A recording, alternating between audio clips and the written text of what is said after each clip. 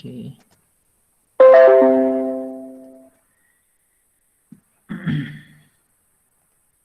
Bismillahirrahmanirrahim. Dear students, this is our second lecture of this series of analysis of IR spectra. And in this lecture, we will approach the analysis of IR spectrogram. कि हमारे पास IR के spectro जब आते हैं तो हमने उनको किस तरह से एनालाइज करना है, किस तरह से अप्रोच करना है. तो इस जो लेक्चर है इसके अंदर हम जो है इसको डिस्कस करेंगे. ठीक है. So let's start our today's lecture. How to approach analysis of IR spectra. So before we start, कि हम उसको कैसे करते हैं, there are few values of absorption of different जो bonds हैं, कुछ major bonds हैं वो यहाँ पे लिखी हुई हैं. फॉर एग्जाम्पल जो OH बॉन्ड है ये एब्जॉर्प्शन देते हैं अराउंड 3400 पर सेंटीमीटर जो है, और जो NH बॉन्ड है ये भी इसी रेंज के अंदर 3400 के अंदर ही एब्जॉर्बेंस देता है. दोनों की पेक सेम रेंज पे आती है. सो ये चीज़ें हम डिस्कस करेंगे कि अगर दो फंक्शनल ग्रुप हैं कि जो एक ही फ्रीक्वेंसी पे एब्जॉर्प्शन दे रहे हैं तो हम उनको कैसे डिस्टिंग्विश करेंगे. अगर हमारे पास एक पीक आती है 3400 पे तो हमें कैसे पता चलेगा कि OH की पीक है या NH की पीक है. तो ये वाली जो चीज़ें हैं ये हम सारी आज इंशाल्लाह डिस्कस करते हैं. इसके अलावा फॉर एग्जांपल आपके पास वैल्यूज़ हैं. कार्बन हाइड्रोजन बॉन्ड है ये अराउंड 3000 पे है. जो अब यहाँ पे कार्बन नाइट्रोजन जो ट्रिपल बॉन्ड है वो 2250 पे, और जो कार्बन कार्बन ट्रिपल बॉन्ड है अराउंड 2150 पे है. सो इनकी जो है वो वैल्यूज, अगर हमारे पास फॉर एग्जांपल पीक आ रही है 2150, so it means it's a carbon carbon triple bond, और अगर पीक आ रही है 2250 पे it means we have a carbon nitrogen triple bond. और सिमिलरली जब हम डबल बॉन्ड की बात कर रहे हैं तो यहाँ पे फॉर एग्जांपल जो कार्बन डबल बॉन्ड ऑक्सीजन है इट्स अराउंड 1715, बट मोस्टली ये जो वैल्यूज हैं डिपेंडिंग कि हमारे पास उसके साथ कौन से ग्रुप लगे हैं. हमारे पास एसिड्स हैं, एस्टर्स हैं, कीटोन्स हैं, एनहाइड्राइड्स हैं, अमाइड्स हैं, नाइट्रो ग्रुप लगा हुआ है. तो ये वैल्यू जो है फॉर एग्जांपल जो कार्बन ऑयल की है ये चेंज होती है. हमने ऑलरेडी डिस्कस किया है प्रीवियस लेक्चर में कि जो इंडक्टिव इफेक्ट होता है, रेजोनेंस इफेक्ट होता है, ये जो है उसकी जो बॉन्ड की जो फ्रीक्वेंसी है कहाँ पे वो उसने एब्जॉर्ब करने आया रेडिएशन को तो उसको चेंज करती है. तो थोड़ी बहुत वैल्यूज जो है इनकी चेंज होती हैं depending on the neighbouring group के, इनके नेबर में कौन से ग्रुप इलेक्ट्रॉन डोनेटिंग है, इलेक्ट्रॉन विड्रॉइंग है, किस तरह के ग्रुप वहाँ पे अटैच हैं. And that we will also discuss इंशाल्लाह. And then you can see के जैसे कार्बन डबल बॉन्ड ऑक्सीजन है तो दैट अब्जॉर्ब्स अराउंड 1715, और जो कार्बन सिंगल बॉन्ड ऑक्सीजन है that absorbs around 1100. So this is just an overview कि जो डिफरेंट फंक्शनल ग्रुप है हमारे पास वो अब्जॉर्ब करते हैं एक स्पेसिफिक एनर्जी को, एक स्पेसिफिक फ्रीक्वेंसी पे जो है उनकी पीक आती है. सो ये जो एरियाज होते हैं जहाँ पे वो अब्जॉर्ब कर रहे हैं तो वो इंडिकेटर होती हैं कि इस एरिया में अगर इस चीज़ की पीक आ रही है तो okay it means this functional group is present. अच्छा जी 1650 पे पीक आ रही है ओके जी there is some carbon double bond carbon, या अगर 1715 पे या 50 पे पीक आ रही है ओके इसका मतलब है यहाँ पे कार्बन ऑयल ग्रुप मौजूद है, इस वजह से यहाँ पे पीक आ रही है. फिर हमारे पास जैसे 3400 पे आ रही है तो ओके ऑल्दो वहाँ पे दो पीक्स हैं OH और NH, लेकिन हमें ये आइडिया है कि ओके 3400 पे पीक आ रही है इट मीन्स यहाँ पे या तो NH ग्रुप है या OH ग्रुप है. देन डिपेंडिंग इनकी पीक्स किस तरह की होती हैं तो फिर हम ओके ये पीक OH की नहीं हो सकती, ओके ये NH की हो सकती है. तो वहाँ पे हम उसको डिस्टिंग्विश कर सकते हैं और एनालाइज कर सकते हैं बेसिकली कि जो हमारे पास एनालिसिस किया हमने FTIR के थ्रू किसी भी कंपाउंड का तो उसके अंदर कौन कौन से फंक्शनल ग्रुप मौजूद है.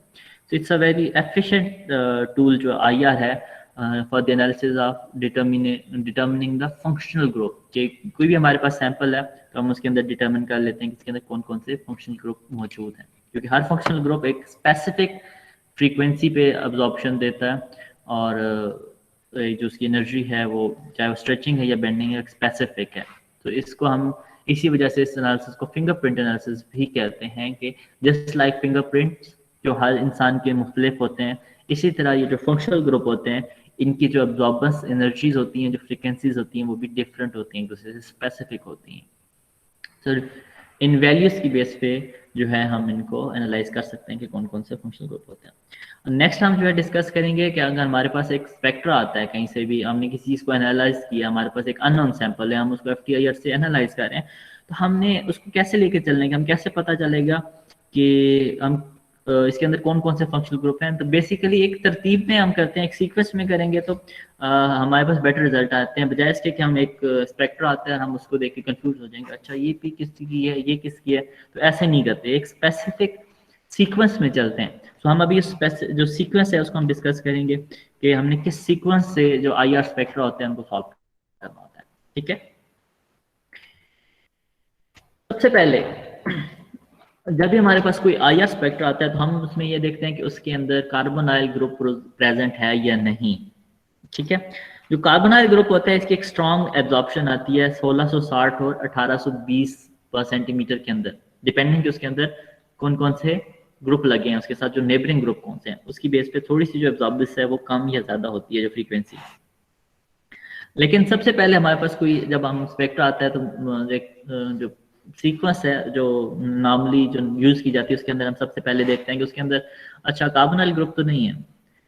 अगर तो है, क्योंकि इसकी पीक बहुत स्ट्रांग होती है, तो हम अगर कार्बोनाइल ग्रुप मौजूद हो तो हम बहुत इजीली डिटेक्ट कर लेते हैं इस एरिया के अंदर जो 1660 से 1820 के अंदर है, तो बहुत शार्प पीक होती है जो कार्बोनाइल होते हैं इनकी। अच्छा, अब हम देखेंगे हमारे पास एक स्पेक्ट्रा है और हमने देखना है कि उसके अंदर जी कार्बोनाइल ग्रुप है या नहीं है। अगर तो है तो फिर हम देखेंगे कि जो कार्बोनाइल है वो क्या है, एसिड है, हाइड है, एस्टर है, एनहाइड्राइड है, एल्डिहाइड है या कीटोन है। ठीक है, और अगर पीक नहीं आती फिर क्या करेंगे, फिर हम देखेंगे, हम चेक करेंगे उसके अंदर अल्कोहल है कि नहीं, उसके अंदर अमीन्स हैं कि नहीं, उसके अंदर ईथर्स हैं कि नहीं। अगर ये भी नहीं है फिर हम उसके अंदर चेक करते हैं कि उसके अंदर डबल बॉन्ड है, और फिर डबल बॉन्ड कौन से हैं, एरोमेट्रिक रिंग है उसके अंदर या नहीं है, और उसके अंदर रिंग स्ट्रक्चर है या ओपन है, वो किस तरह का स्ट्रक्चर है। देन हम उसके अंदर ये चीजें चेक करने के बाद हम उसके अंदर चेक करते हैं कि उसके अंदर आइदर कोई ट्रिपल बॉन्ड तो नहीं है, अगर है तो कौन सा है, कार्बन नाइट्रोजन ट्रिपल बॉन्ड है या कार्बन कार्बन ट्रिपल बॉन्ड है। एंड आफ्टर दैट हम उसके अंदर नाइट्रो ग्रुप चेक करते हैं कि कोई नाइट्रो ग्रुप तो नहीं है, और सबसे आखिर में फिर हम चेक करते हैं कि उसके अंदर कोई हाइड्रोकार्बन्स हैं नहीं है, कौन से वाले हैं, क्या चीज़ है। तो जो कार्बन हाइड्रोजन की जो पीक्स हैं हम चेक करते हैं। सो ये तो जस्ट हमने जस्ट ओवरव्यू किया है क्विकली। सो अब हम इस ये जो अप्रोच करना है एनालिसिस को, हम वन बाय वन देखते हैं कि हम इसको कैसे अप्रोच करते हैं। ओके, सबसे पहले एज वी डिस्कस कि सबसे पहले हमें क्या देखना होता है कि उसके अंदर कार्बोनाइल ग्रुप है या नहीं है। उसकी पीक 1820 से 1660 के दरमियान कोई शॉर्ट पीक आ रही है कि नहीं आ रही। अगर तो नहीं आ रही तो इसका मतलब है कि जितने भी कंपाउंड्स हैं जिनके अंदर फंक्शनल ग्रुप में कार्बोनाइल होता है, जैसे एस्टर्स हैं, ईथर्स हैं, अमाइड्स हैं, ये सारे नहीं हैं। फिर हम आगे चले जाते हैं कि हम देख लें कि उसके अंदर कोई फिनोल्स हैं, ये चीज़ें हैं, वो हैं, फिर हम नेक्स्ट मूव करते हैं थर्ड स्टेप पे। लेकिन इन केस हमने एक हमारे पास एक IR का जो है उस स्पेक्ट्रा आया है और उसके अंदर हमने चेक किया तो वहां पे जो हमारे पास कार्बोनाइल ग्रुप प्रेजेंट है, तो देन हमने ये देखना है कि ओके हमारे पास कार्बोनाइल तो प्रेजेंट है, अब कार्बोनाइल की पीक एग्जैक्टली कहाँ पे आ रही है। हमने एक रेंज बताई है अराउंड 1660 या वहां से शुरू होता है और 1820 तक आ जाती हैं पीक्स। ठीक है, तो अगर तो वो जो शार्प पीक है कार्बोनाइल की, अब कार्बोनाइल की पीक पहले तो इस रेंज के अंदर आ रही है, अब इस रेंज के अंदर वो कहाँ पे आ रही है। इस रेंज के अंदर अगर शार्प पीक है तो कार्बोनाइल की है, लेकिन डिपेंडिंग कि उसकी एग्जैक्ट फ्रीक्वेंसी क्या है वो हमें ये बताता है कि उसके साथ नेबर में कौन से ग्रुप लगे हैं।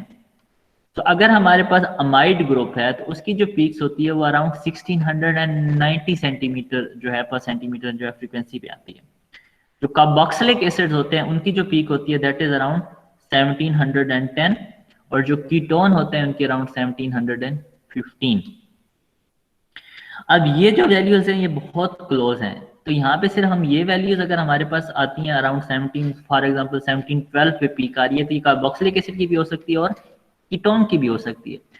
इन सच अ केस फिर हम बाकी जो फंक्शनल ग्रुप जो इनके अंदर मौजूद है हम वो देखते हैं कि इनमें से कौन सा प्रेजेंट हो सकता है। वो हम डिस्कस करेंगे आगे चल के कि एग्जैक्टली हम क्या क्या देखते हैं कंफर्म करने के लिए कि एक जो पीक अगर आ रही है 1725 पे, तो हमें ये आइडिया हो रहा है कि एल्डिहाइड की पीक हो सकती है। देन हमने उसके साथ जो ग्रुप लगे हुए हैं फिर हमने उनको कंफर्म करना होता है कि यहाँ पे पीक आ रही है कि नहीं, एंड देन वहां से हम कंफर्म करते हैं कि ओके जी इसके अंदर कार्बोनाइल पीक भी है, इसके अंदर कार्बोक्सिलिक एसिड है या इसके अंदर एस्टर है, वट जो है वो फिर हम उसको जो साइड पीक्स होती हैं जो नेबरिंग ग्रुप होते हैं उनको चेक करके फिर एनालाइज करते हैं। से अगर हम ये देखें कि एस्टर्स की पीक जो है वो 1735 पे आती है और जो एसिड क्लोराइड है उसके अराउंड 1800 पे आती है। और यहाँ पे 1760 पे और 1810 जो है यहाँ पे हमारे पास दो बैंड आ रहे हैं और दोनों के साथ लिखा हुआ है एनहाइड्राइड, कि जो एनहाइड्राइड है वो दो पीक्स देते हैं, एक 1810 पे दे रहे हैं और एक 1760 पे। क्यों दे रहे हैं दो पिक्स, इसकी दो पिक्स क्यों आती हैं शार्प पिक्स एनहाइड्राइड की? सुगरा कैन यू एक्सप्लेन कि एनहाइड्राइड की दो पिक्स क्यों आती हैं?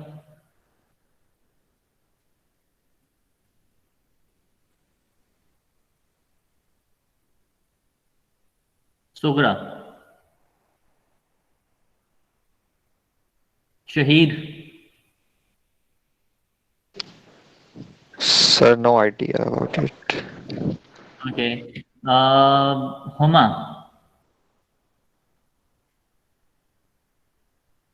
Sir no idea. Sir sir जी मैं भी ये हो सकता है कि एक में एसिमेट्रिक और दूसरे में सिमेट्रिकल हो स्ट्रेचिंग। ठीक है, anyone else?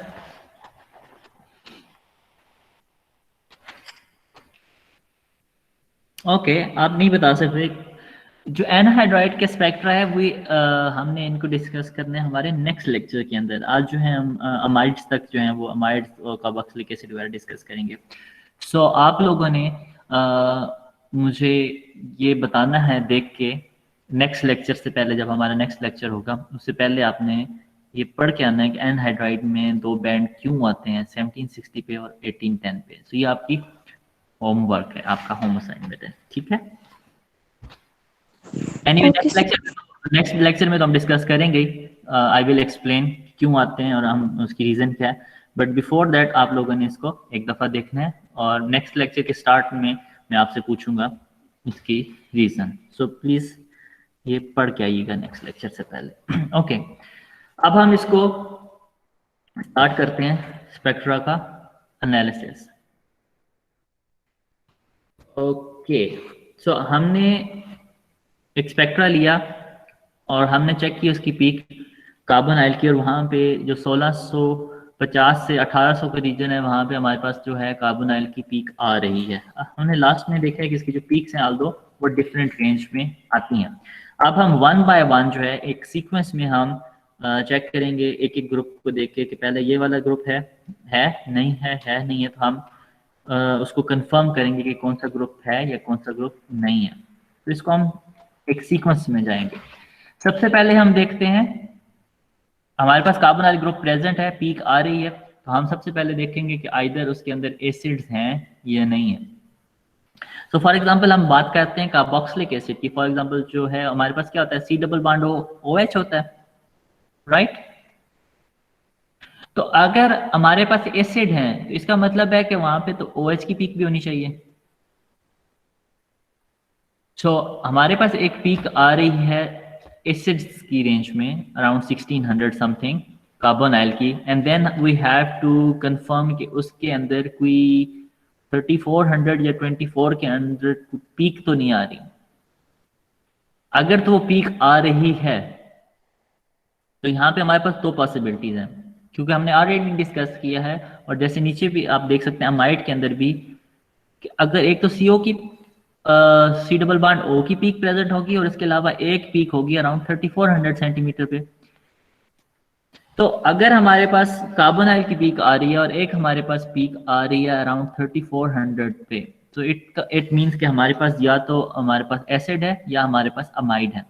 तो हमने ये चेक करना है कि 3400 पीक आ रही है, अगर आ रही है तो किस तरह की पीक आ रही है। अगर तो हमारे पास ब्रॉड एब्जॉर्प्शन पीक आ रही है अराउंड 3400 और हमारे पास जो सी डबल बॉन्ड ओ की पीक भी आ रही है, तो इट शोज के वहां पे एसिड मौजूद है।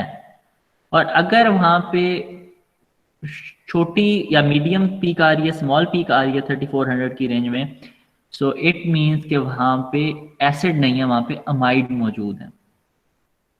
एंड इन केस वहां पे कोई पीक नहीं है इस रेंज के अंदर, 2400 टू 3400 है या 3000 टू 3400 है, इसका मतलब है कि यहाँ पे एसिड भी प्रेजेंट नहीं है और अमाइड भी प्रेजेंट नहीं है।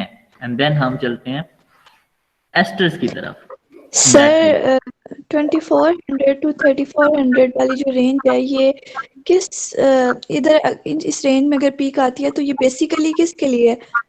ये OH के OH के लिए। सर अगर इस रेंज में फिर पीक आ रही है तो हम ये कैसे कह सकते हैं? अगर मीडियम एब्जॉर्प्शन पीक भी आ रही है तो फिर हम कैसे कह सकते हैं कि अमाइड है, उसमें तो OH नहीं होता। वो उसके अंदर ये है कि जो अमाइड है वहाँ पे, क्योंकि जो NH है वहाँ पे जो डिफरेंट दूसरी जो पीक्स आती हैं फिर हम वो चेक करते हैं, क्योंकि वहाँ पे जो अमाइड की पीक आती है वहाँ पे क्योंकि OH तो सिंगल OH होता है ना, अमाइड में हमारे पास प्राइमरी भी होता है सेकेंडरी भी होता है, तो वहाँ पे हम ये देखते हैं कि कहीं पे डबल पीक आ रही होती है, कहीं पे सिंगल पीक आ रही है। नेक्स्ट अभी जो हमारे दो ग्राफ हमने डिस्कस करने हैं, इसके जो स्पेक्ट्रा डिस्कस करने हैं वो ये दोनों डिस्कस करने हैं, तो उसमें आपको बेटर आइडिया होगा। ठीक है, सर पहले हम ये चेक कर लें एसिड और अमाइड को, और फिर हम जो है वो ये जो नीचे हैं इनको हम देखते हैं। सो अगर तो हमने पहले देखा है कि कार्बोनाइल है या नहीं है, तो है। ठीक है, पहले हम कंफर्म कर रहे हैं एसिड को कि जी if there is any broad peak around 2400 to 3400, so let's see a spectra here। यहाँ पे आप इस स्पेक्ट्रा में देखें कि आपके पास ये काफ़ी बड़ी पीक आ रही है। ठीक है, एंड ये बेसिकली ये जो पीक है, ये जो ब्रॉड पीक आती है ये है OH की तरफ से, और ये यहाँ पे जो शार्प पीक आ रही है ये एक्चुअली ओवरलैप हो रही है उसके साथ जो कार्बन हाइड्रोजन की स्ट्रेचिंग है। और यहाँ पे जो है ये बेसिकली सबसे पहले तो आपने ये देखना होता है कि जो कार्बोनाइल की सी डबल बॉन्डों की स्ट्रेचिंग पीक है या नहीं है। सो ये पीक आपने कंफर्म कर ली सबसे पहले, और उसके बाद आपने इस रेंज में देखा है कि इस रेंज के अंदर कोई ब्रॉड बड़ी पीक है कि नहीं। So this is a very broad peak जो कि शो कर रही है कि नहीं यहाँ पे OH ग्रुप मौजूद है। फिर यहाँ पे एक और चीज़ है कि यहाँ पे ये तो आपको आइडिया हो गया कि ठीक है यहाँ पे OH ग्रुप मौजूद है, लेकिन अगर आप एसिड्स की बात करते हैं, जब यहाँ पे हमारे पास आइसोब्यूटारिक एसिड है, लेकिन जो जितनी भी एसिड होते हैं मेनली वहाँ पे C डबल बॉन्ड O और OH होता है। सो ये जो कार्बोनाइल कार्बन होता है इसके एक साइड पे तो कोई भी अल्काइल ग्रुप मौजूद होगा, एक साइड पे आपके पास OH ग्रुप मौजूद होगा। लेकिन OH अटैच कैसे होता है? हाइड्रोजन अटैच होता है ऑक्सीजन के साथ, और ऑक्सीजन सिंगल बॉन्ड के थ्रू कार्बन के साथ अटैच होता है। राइट, ऐसे ही होता है ना। ये जो कार्बन है एसिड्स के अंदर वो डबल बॉन्ड बनाता है ऑक्सीजन के साथ, कार्बोनाइल ग्रुप के साथ, और सिंगल बॉन्ड बना रहा होता है इस ऑक्सीजन के साथ। इसका मतलब है कि यहाँ पे ये पीक तो है और ये OH वाली पीक यहाँ पे है, तो इसका मतलब है ये जो बेंडिंग है इस बॉन्ड की कार्बन और ऑक्सीजन की, ये भी तो मौजूद होनी चाहिए। एंड देन हम इसको कंफर्म करते हैं। और ये वाली जो पीक है as you can see here CO stretch, ये जो है मोस्टली 1200 से 1300 पर सेंटीमीटर के दरमियान में ये आ रही होती है जो CO स्ट्रेचिंग होती है। ठीक है, सो अगर हमारे पास इस तरह का स्पेक्ट्रा आता है तो हम इसको कंफर्म कर लेते हैं कि ठीक है, ओके, इसके अंदर जो है वो एसिड इसके अंदर मौजूद है। ठीक है, तो यहाँ पे इसको एक दफ़ा ओवरव्यू करते हैं कि हमने पहले देखा है कि हमारे पास कार्बोनाइल पीक है या नहीं है। अगर तो पीक है, सबसे पहले फिर हमने चेक करना है कि हमारे पास OH जो बॉन्ड है इसकी स्ट्रेचिंग पीक है या नहीं है। तो ये आती है, एक ब्रॉड पीक आती है इस रेंज में 2400 से 3400 के अंदर, जो कि ओवरलैप कर रही होती है दिस कार्बन हाइड्रोजन एब्जॉर्प्शन के साथ भी। तो अगर तो ये पीक हमने देख ली, इसका मतलब है कि OH ग्रुप है जो एक्सक्यूज मी सर, जी सर इस बात की समझ नहीं आई कि जो OH की मतलब ब्रॉड पीक आ रही है ये ओवरलैप कर रही है sp3 कार्बन हाइड्रोजन स्ट्रेचिंग के साथ। कार्बन हाइड्रोजन स्ट्रेचिंग की पीक किस रेंज में आती है? वो भी अराउंड इस आती है 3000। Okay sir. उसकी भी पीक आ रही होती है और इसकी भी आ रही होती है, तो दोनों एक ही रेंज में आ रही होती हैं। लेकिन ये देखेंगे एक छोटी सी पीक है कार्बन की जो है, स्मॉल सी, और ये बहुत ही ब्रॉड, ये जो पूरी पीक है ये OH की तरफ वजह से। Okay sir. सो हमने एक स्पेक्ट्रा हमारे पास, फॉर एग्जांपल हमें नहीं पता ये क्या था, ये तो हमने बाद में इसको किया, तो हमारे पास ये स्पेक्ट्रा है। तो जो एसिड्स होते हैं उसके अंदर जो CO की पीक होती है ये वाली, ये अराउंड 1700 और 1710 20 30 इस रेंज में आती है। तो पहले तो हमने ये कंफर्म करना होता है कि ये पीक इसकी इस रेंज में है। अगर तो ये 1800 की रेंज में है और यहाँ पे दो पीक्स आ रही हैं, 1860 पे 1780, इसका मतलब है कि वो तो इसकी पीक नहीं है, वो एनहाइड्राइड मौजूद है। अगर तो ये पहली पीक यहाँ पे 1700 के करीब मौजूद है, फिर आप देखेंगे कि अच्छा यहाँ पे OH ग्रुप है, 3400 पे ब्रॉड पीक आ गई, ठीक है जी OH ग्रुप ही है। अब आपने इसको कंफर्म करना है, दोनों पीक तो आ गई, आपको लग रहा है कि ठीक एसिड है, फिर आपने ये बाड जो सिंगल बाड O है ये आपने पीक चेक करनी है 1300 और 1200 के दरमियान। अगर ये भी यहाँ पे मौजूद है तो देन आपको कंफर्म हो गया कि ठीक है, इस ये जो हमारा मटेरियल है या जो सैंपल है इसके अंदर एसिड मौजूद है। तो इससे आपको कंफर्म हो जाता है कि इट कंटेन सम एसिड। ठीक है, ये आपका पहला स्टेप होता है। अब अगर आपने चेक किया स्पेक्ट्रा और उसके अंदर ये ब्रॉड पीक मौजूद नहीं है, ठीक है, इसका मतलब है कि यहाँ पे एसिड मौजूद नहीं है, देन आप जो है वो स्पेक्ट्रा को आगे लेके चलेंगे, फिर आप चेक करेंगे कि उसके अंदर अमाइड है या नहीं है। ठीक है, जैसे यहाँ पे, क्योंकि पहला स्टेप है आपका एसिड, नेक्स्ट स्टेप है आपके पास अमाइड। तो यहाँ पे आपने ये देखना होता है कि यहाँ पे मीडियम पीक तो नहीं है 3400 के करीब। So let's check another spectra. तो second step is looking for amide group in the given sample. हमने चेक किया उसके अंदर कार्बोक्सिलिक ग्रुप तो मौजूद है लेकिन एसिड नहीं है, OH की पीक नहीं आ रही। So next is to check for the nitrogen and hydrogen peak. तो जो अमाइड्स होते हैं इसके अंदर एक चीज ये है कि जो हमारे पास पहला एक आइडिया आता है कि अमाइड हो सकता है, उसमें जो पीक होती है वो 1630 और 1680 के दरमियान होती है, जबकि जो कार्बोक्सिलिक एसिड है, ये जो एसिड है उनके अंदर जो ये जो कार्बन ऑक्सीजन पीक होती है कार्बोनाइल की, ये 1700 से 30 के दरमियान में होती है। सो सबसे पहले तो आपके पास ये इंडिकेटर आ जाता है इसका इसकी पीक का। ठीक है सर, हम लोगों ने ये वैल्यूज हमें मेमोराइज करनी होंगी ना? जी, ये वैल्यूज आपको सारी याद करने की जरूरत नहीं है, लेकिन ये जो कार्बोनाइल की वैल्यूज हैं कि कौन सा अगर फंक्शनल ग्रुप साथ लगे हैं, कि एसिड के अंदर इनकी वैल्यूज क्या होती हैं, एस्टर्स के अंदर क्या होती हैं, अमाइड्स के अंदर क्या होती हैं, ये वाली आपको थोड़ी सी। सर लेकिन पूरा स्पेक्ट्रा अगर हमने एनालाइज करना है, फिर हमें सबकी वैल्यूज अगर ना पता हो तो हम कैसे एनालाइज करेंगे?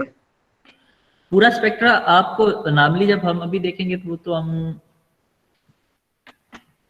जो मेन फंक्शनल ग्रुप है आपको सिर्फ वो आइडिया होना चाहिए। अभी हम जब इनको इस लेक्चर में और नेक्स्ट लेक्चर में, क्योंकि काफ़ी डिटेल है तो एक लेक्चर में तो कंप्लीट नहीं होगा डेफिनेटली, तो जब हम ये सारे डिस्कस करेंगे तो फिर आपको आइडिया होगा कि आप हर वैल्यू जो है वो याद नहीं कर सकते। फॉर एग्जांपल हम जब एरोमेटिक कंपाउंड्स में जाते हैं और रिंग स्ट्रक्चर में जाते हैं, वहाँ पे 3 स्ट्रक्चर्ड रिंग होते हैं, 4 स्ट्रक्चर्ड रिंग होते हैं, 5 स्ट्रक्चर्ड रिंग होते हैं, 6 स्ट्रक्चर्ड रिंग होते हैं। कहीं पे डबल बार्ड जो है एक्सो होता है, कहीं पे वो विद इन द स्ट्रक्चर लगा होता है। तो इन सब की वैल्यूज जो है वो चेंज आती हैं, तो वहाँ पे बहुत ज़्यादा जो है वो वैल्यूज आ जाती हैं, तो आपके लिए पॉसिबल नहीं है कि आप सारी याद रखें। ये एक अंडरस्टूड थिंग है, ठीक है। So I will not ask you to memorize this all the values, ठीक है। वो मैं आपसे एग्जाम में अगर कोई स्पेक्ट्रा एनालाइज के लिए देंगे, एनालिसिस के लिए, तो वो आप इजी से देंगे? सो एक उसमें यही मैं आपको कह रहा हूँ कि अगर जब हम ये स्पेक्ट्रा देखेंगे तो उसके अंदर आपको जो मेजर वैल्यूज हैं, जो कार्बोनाइल फंक्शनल ग्रुप है, ठीक है, दिस इज वेरी इंपॉर्टेंट। सो आपको पता होना चाहिए कि अगर कार्बोनाइल फंक्शनल ग्रुप जो है इसके अंदर कौन कौन सी रेंज में आया है और किस रेंज के अंदर कौन सा ग्रुप आता है। अमाइड की वैल्यू किस रेंज में है, एसिड्स की वैल्यू किसके अंदर है, एस्टर्स की वैल्यू किसके अंदर है, कीटोन्स किस रेंज में आते हैं। एल्डिहाइड्स किस रेंज में आते हैं, ये आपको एक आइडिया होना चाहिए, ठीक है। इसके अलावा जो मेजर फंक्शनल ग्रुप है, फॉर एग्जांपल OH ग्रुप की पीक कहाँ पे आती है, NH ग्रुप की पीक कहाँ पे आती है, ये जो मेजर कुछ वैल्यूज हैं ये आपको याद होनी चाहिए। बाकी अगर हम कोई बहुत कम्प्लेक्स स्ट्रक्चर या स्पेक्ट्रा एनालाइज करते हैं तो वहाँ पे जो कम्प्लेक्स वैल्यूज हैं वो एक टेबल जो है वो मोस्टली प्रोवाइड किया जाता है, उसमें ऐसा कोई इशू नहीं होता, ठीक है। Okay sir. ठीक है। सो अब हमारे पास ये है कि अमाइड के केस में हमें पता है कि जो पीक आती है कार्बोनाइल की वो 1680 और 1630 के दरम्यान में होती है। एक तो हमें ये चीज पता है। फिर दूसरी चीज हमें ये पता है कि जो NH की पीक है अमाइड के अंदर, आपके पास NH मौजूद है, तो इसकी जो बेंडिंग होती है ना वो 1550 और 1640 के दरम्यान में होती है।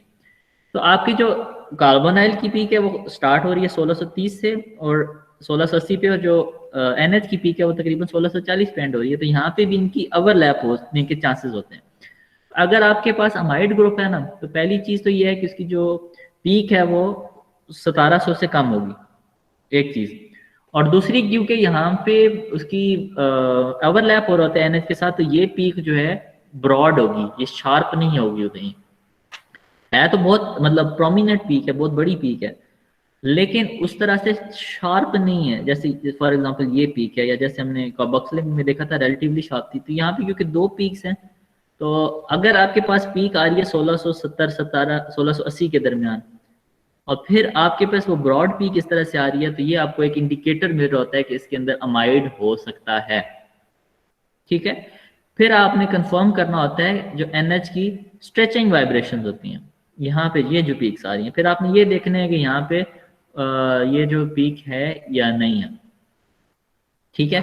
अब यहाँ पे आप देखेंगे यहाँ पे जो OH था वहाँ पे बहुत ब्रॉड, यहाँ से 2400 से शुरू होके यहाँ पे 3600 पे आ रही थी, बहुत ब्रॉड पीक आ रही थी।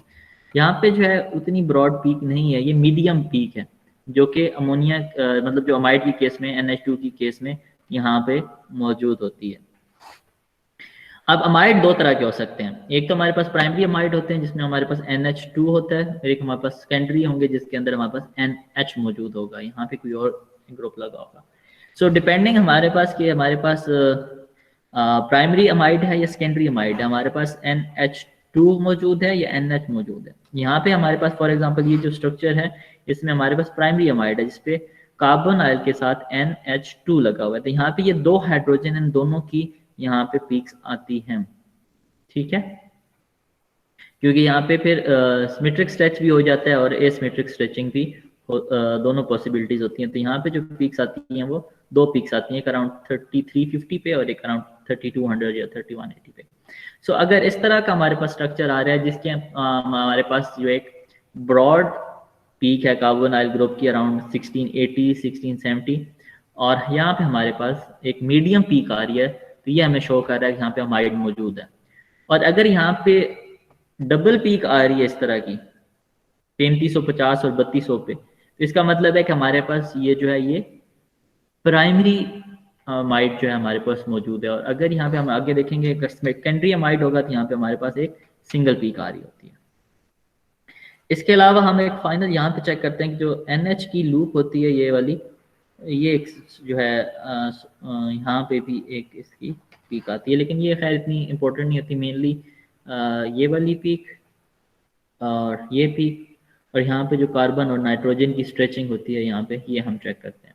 लेकिन जो हमें बेसिक आइडिया मिलता है कि इसके अंदर अमाइड है या नहीं है, तो सबसे पहले कार्बोनाइल की broad peak less than 1700 centimetre, और यहाँ पे एक मीडियम पीक अराउंड 3300 3400 यहाँ पे जो है पीक आते हैं। इसका मतलब है कि हमारे पास अमाइड मौजूद है। और ये हमारे पास है सेकंड पीक। अगर हमारे पास हमने पहले वो डिस्कस किया कि जो हमारे पास था प्राइमरी अमाइड था, अगर हमारे पास सेकेंडरी अमाइड हो तो वहाँ पे हमारे पास यहाँ पे जो है वो एक ही पीक आती है, ये वाली, यहाँ पे दो पीक्स नहीं आती as compare to this one. यहाँ पे हमारे पास दो पीक आ रही थी, ठीक है, और यहाँ पे हमारे पास सिंगल पीक आती है। और ये चीज़ भी आपको आइडिया देती है कि एक तो यहाँ पे एक पीक है और वहाँ पे दो पीक होंगी। सेकंड, अगर हमारे पास सेकेंडरी अमाइड है तो यहाँ पे जो बैंड होता है NH का ये प्रॉपरली मोस्टली ओवरलैप नहीं करता। तो यहाँ पे हमारे पास करीब करीब 2 पीक्स आती हैं। कार्बोनाइल की पीक 1700 से कम होती है और 1660-70 पे, 80 पे, और 7 जो NH की पीक यहाँ पे आएगी। तो इसका मतलब है हमारे पास सेकेंडरी अमाइड है, और यहाँ से हमें पता चल रहा है कि सिंगल पीक है, तो इसका मतलब है सेकेंडरी अमाइड है। सो जब हमारे पास एक स्पेक्ट्रा आता है, सो सबसे पहले हम देखते हैं कि उसके अंदर कार्बोनाइल पीक मौजूद है कि नहीं है। अगर तो मौजूद है तो सबसे पहले हम देखते हैं कि यहाँ पे 2400 से 34 तक ब्रॉड पीक है या नहीं है। अगर तो है तो फिर ओके, इसका मतलब है कि यहाँ पे एसिड मौजूद हो सकता है, और हम यहाँ पे तकरीबन 700 पे जो पीक है CO की वो भी चेक कर लेते हैं, अराउंड 900। अगर वो मौजूद नहीं है तो नेक्स्ट स्टेप होता है कि हम देखते हैं कि कार्बोनाइल की पीक मौजूद है और यहाँ पे एक मीडियम रेंज पीक मौजूद है कि नहीं। अगर तो यहाँ एक मीडियम रेंज की सिंगल पीक मौजूद है और यहाँ पे भी पीक जो है वो 1650-60 पे है, तो इसका मतलब है यहाँ पे सेकेंडरी अमाइड है। अगर यहाँ पे एक ब्रॉड पीक है और यहाँ पे 2 पीक्स आ रही हैं इसी रेंज के अंदर, इसका मतलब है हमारे पास प्राइमरी अमाइड मौजूद है। एंड लेट्स सपोज हमारे पास यहाँ पे ना तो ब्रॉड पीक मौजूद है इस एरिया में और ना ही ये मीडियम रेंज पीक मौजूद है। इसका मतलब है कि अगर ब्रॉड पीक नहीं है तो इसका मतलब है यहाँ पे एसिड भी नहीं है, और अगर ये वाली पीक भी मौजूद नहीं है इसका मतलब है कि यहाँ पे अमाइड भी मौजूद नहीं है। सो वी आर श्योर कि हमारा जो सैंपल है उसके अंदर वो एसिड भी मौजूद नहीं है और अमाइड भी मौजूद नहीं है। तो नेक्स्ट हमने फिर क्या चेक करना, एसिड भी हो गए अमाइड भी हो गए कि ये दोनों प्रेजेंट नहीं है। तो नेक्स्ट हम क्या करेंगे, हम चेक करेंगे कि उसके अंदर एस्टर्स मौजूद हैं या नहीं है।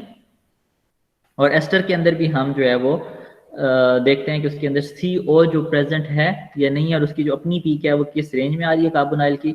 और एस्टर्स के अंदर एक स्ट्रॉन्ग एब्जॉर्प्शन आती है अराउंड 1000 to 1300। तो ये हमें जो है वो बताती है कि इसके अंदर एस्टर मौजूद है। और एनहाइड्राइड जो है इसके अंदर फिर हमें अगर एस्टर की पीक यहाँ पे ना आ रही हो तो फिर हम देखते हैं कि उसके अंदर एनहाइड्राइड मौजूद हैं या नहीं है। और अगर एनहाइड्राइड के लिए हम देखते हैं कि वहाँ पे 2 पीक्स आनी चाहिए, हमने डिस्कस किया, एक 1810 पे होगी और एक 1760 पे होगी। अगर तो वहाँ पे 2 पीक्स आ रही हैं इस तरह की, तो इसका मतलब है कि वहाँ पे एनहाइड्राइड मौजूद हैं। लेकिन अगर वहाँ पे ये दोनों पीक्स नहीं आ रही हैं तो इसका मतलब है यहाँ पे एसिड भी नहीं है, अमाइड भी नहीं है, एस्टर्स भी नहीं है, एनहाइड्राइड भी नहीं है। तो नेक्स्ट हम देखते हैं अल्डिहाइड्स को, और वहाँ पे हम देखते हैं कि वहाँ पे CH जो ग्रुप है वो प्रेजेंट है कि नहीं। और वहाँ पे हम जो 2 ऑब्जॉर्प्शन आती है अराउंड, एक तो कार्बोनाइल पीक तो होगी और साथ हमें 2750 और 2850 के दरमियान जो है वो के करीब 2 पीक्स जो है वो कार्बन हाइड्रोजन की जो ऑब्जॉर्प्शन है वो आ रही होती हैं। तो वहाँ से हमें आइडिया होता है कि ठीक है इसके अंदर अल्डिहाइड मौजूद है। और अगर ये पीक भी ना हो तो फिर जो है कार्बोनाइल ग्रुप अगर हमारे पास मौजूद है, उसके अंदर एसिड भी नहीं है, अमाइड भी नहीं है, एस्टर भी नहीं है, नाइट्राइड भी नहीं है, अल्डिहाइड भी नहीं है, सिर्फ कार्बोनाइल की पीक आ रही है और बाकी इनमें से कोई पीक नहीं आ रही, तो इसका मतलब है कि वहाँ पे कीटोन मौजूद है। सो ये अगर कार्बोक्सिलिक ग्रुप मौजूद है और बाकी इनकी जो करस्पॉन्डिंग जो पीक्स हैं वो नहीं आ रही, सो दैट शोज के वहाँ पे कीटोन्स मौजूद हैं। सो ये केस होता है कि जब हमारे पास कार्बोनाइल ग्रुप प्रेजेंट है। अभी हम जो है आगे नेक्स्ट फंक्शनल ग्रुप है उनको भी ओवरव्यू करेंगे इन डिटेल। जो है हम इंशाल्लाह नेक्स्ट लेक्चर में हम एस्टर्स, एनहाइड्राइड्स, अल्डिहाइड्स और कीटोन इनके स्पेक्ट्रा सॉल्व करेंगे इंशाल्लाह हम अपने नेक्स्ट लेक्चर के अंदर, जो हमारा नेक्स्ट लेक्चर होगा। ठीक है, इस लेक्चर में हम इसको हम जो ब्रीफली ओवरव्यू करते हैं कि टोटल जो हमारे पास ये जो फंक्शनल ग्रुप आ रहे हैं इनको, और फिर आगे जो 2 लेक्चर होंगे हमारे उनके दरमियान हम इनको इंडिविजुअली सारे स्पेक्ट्रा को सॉल्व करेंगे जैसे हमने अभी देखे हैं एसिड्स के और अमाइड्स के। अच्छा, ये तो वो केस था हमने अभी तक जो पढ़ा है कि अगर हमारे पास कार्बोनाइल ग्रुप आ रहा है तो उसमें से क्या क्या मौजूद हो सकता है। लेकिन अगर हमारे पास कार्बोनाइल की पीक नहीं आ रही तो देन हम सबसे पहले चेक करते हैं कि वहाँ पे कोई अल्कोहल्स या फिनोल्स वगैरह तो नहीं है, और वहाँ पे हम ये देखते हैं कि ओके कोई हमारे पास OH की पीक है या नहीं। और OH की पीक जो है वो ब्रॉड जो पीक आती है वो वही अराउंड 3400 के करीब जो है वो स्टार्ट होती है, जो ब्रॉड एब्जॉर्प्शन पीक होती है OH की, हमने ऑलरेडी डिस्कस किया। और अगर अल्कोहल हो या फिनोल हो तो एक तो हमारे पास ब्रॉड पीक आती है इस रेंज के अंदर, और हमारे पास जो CO की पीक आती है जैसे हमने पहले एसिड के अंदर भी डिस्कस किया था कि वहाँ पे फिर अराउंड 1300 1000 जो है एक पीक आ रही होती है कार्बन ऑक्सीजन की। सो अगर तो ये पीक आ रही हैं दोनों, OH की भी और कार्बन ऑक्सीजन की भी, तो हमें ये आइडिया हो जाता है कि ओके हमारे सैंपल के अंदर अल्कोहल मौजूद है, कोई कार्बोनाइल कंपाउंड नहीं है लेकिन ये अल्कोहल है या फिनोल है। और फॉर एग्जांपल ये भी नजर नहीं आता, देन हम आगे चलते हैं सर जी सर हमें ये कैसे डिफरेंशिएट होता है कि अल्कोहल है या फिनोल है, अगर इन दोनों में आपस में डिफरेंशिएट करना हो तो? ये हम आगे पढ़ के चेक करेंगे। वहाँ पे जो हमारे पास जो पीक आ रही होती हैं, जो यहाँ पे हमारे पास एरोमेटिक रिंग स्ट्रक्चर है या नहीं है, तो उसके लिए जो पीक्स हैं, जो कार्बन हाइड्रोजन की पीक्स आती हैं वो सारी आती हैं, उनकी रेंज डिफरेंट होती है, फिर हम वहाँ पे चेक करते हैं।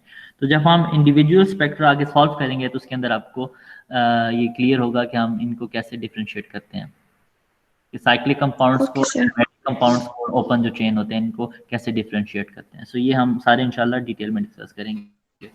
तो सिमिलरली जैसे हमने कार्बोक्सिलिक एसिड भी किया था कि अगर तो कार्बोक्सिलिक एसिड ग्रुप मौजूद हो तो हम पहले OH ग्रुप चेक करते हैं, फिर NH ग्रुप चेक करते हैं। अगर कार्बोक्सिलिक ग्रुप मौजूद नहीं हो देन अगेन सेम सीक्वेंस है कि हम पहले OH की पीक चेक करेंगे ब्रॉड, या फिर मीडियम पीक चेक करेंगे 13400 पे NH की।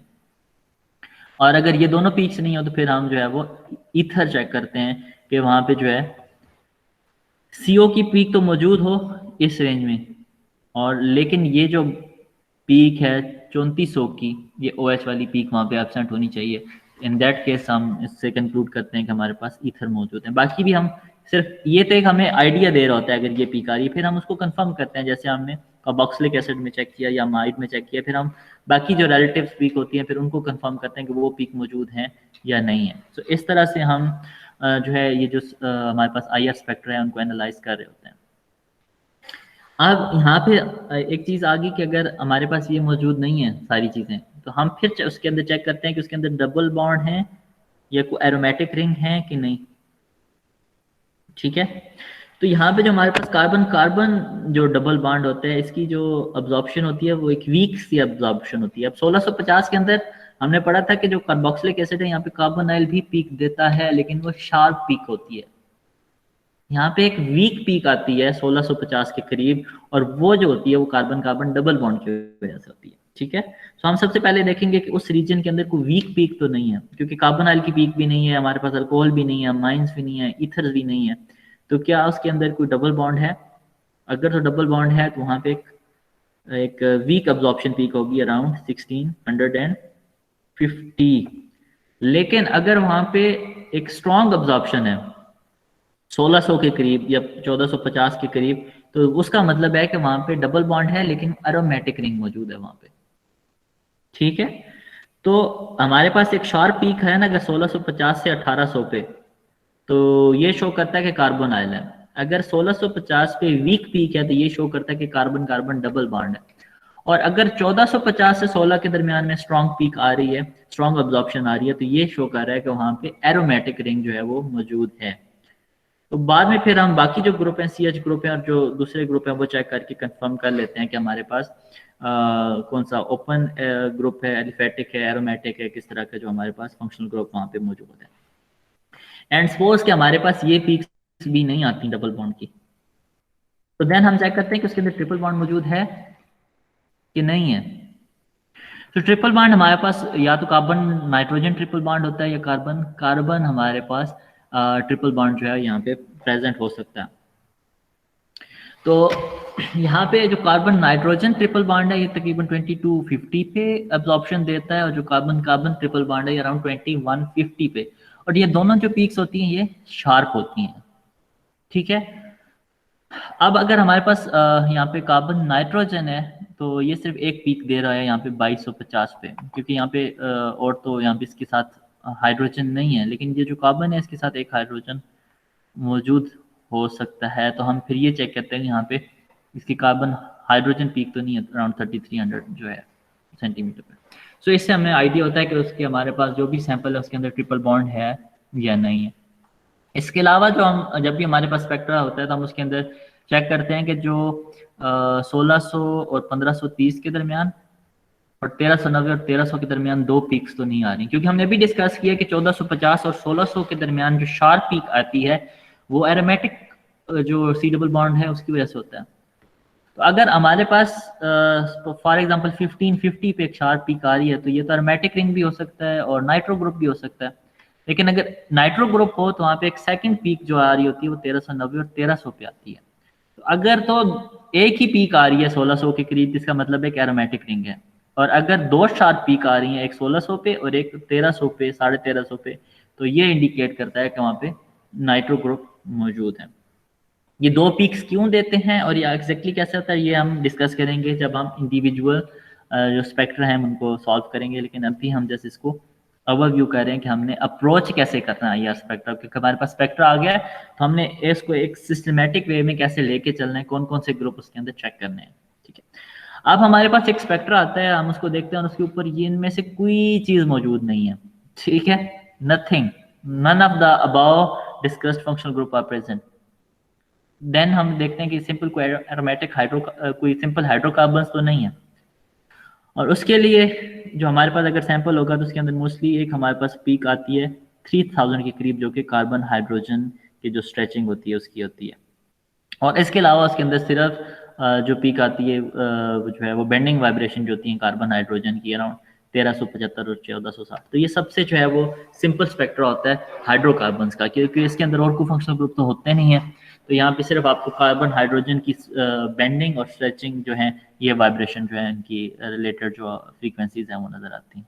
ठीक है, सो ये है एक ओवरव्यू कि हमने हमारे पास एक IR स्पेक्ट्रा आया था, हमने उसके अंदर एक तो सबसे पहले कौन सा फंक्शनल ग्रुप चेक करना है, फिर उसके अंदर कैसे हम रूल आउट करते हैं कि अच्छा ये फंक्शनल ग्रुप है, अच्छा नहीं है, अगला कौन सा है, ये भी नहीं है, ये भी नहीं है। तो हम किस तरह से एक स्पेक्ट्रा को लेके चलते हैं और हर एक मेजर जितने फंक्शनल ग्रुप पे हम देखते हैं कि वो मौजूद हैं या नहीं है। और हम जितने भी ये मेजर हमने चेक किए हैं फंक्शनल ग्रुप, ये हम उसके अंदर देखते हैं कि ये मौजूद हैं या नहीं है, और हम आइडिया लगाते हैं कि ओके जी ये हमारे पास सैंपल है और उसके अंदर मेजर ये फंक्शनल ग्रुप प्रेजेंट हैं, ये फंक्शनल ग्रुप इसके अंदर प्रेजेंट नहीं हैं। सो IR बेसिकली हमें जो इन्फॉर्मेशन दे रहा होता है, this is about the presence और एब्सेंस ऑफ अ स्पेसिफिक और a group of functional groups. ठीक है, तो ये हमें इंफॉर्मेशन मिल रही होती है। So I think the time is already over for this lecture, so we will continue from this slide and we will discuss these in detail in our next lecture. और next lecture में फिर हमारे पास जो हमने आज acid और amide तो check किए हैं जो कार्बोनाइल कंटेनिंग कंपाउंड्स हैं, और इसके बाद जो नेक्स्ट लेक्चर में हम एस्टर्स हैं, एनहाइड्राइड्स हैं और जितनी भी कार्बोनाइल कंटेनिंग जो है ग्रुप्स हैं उनके स्पेक्ट्रा जो है वो सॉल्व करेंगे और देखेंगे कि उनके अंदर किस किस तरह की पीक आती है और हम उनको कैसे कंफर्म करते हैं उनकी प्रेजेंस को। और उसके बाद फिर हम जो नेक्स्ट लेक्चर्स होंगे आगे उसके अंदर हम अल्कोहल्स हैं, फिनोल्स हैं, अरोमेटिक कंपाउंड्स हैं, ये जितने भी हमने अभी डिस्कस किए जिनको ओवरव्यू किया जिन ग्रुप्स को, तो हम इनको जो है वो इंशाल्लाह डिटेल में इनके स्पेक्ट्रा को सॉल्व करेंगे और डिस्कस करेंगे। ठीक है, ओके सर।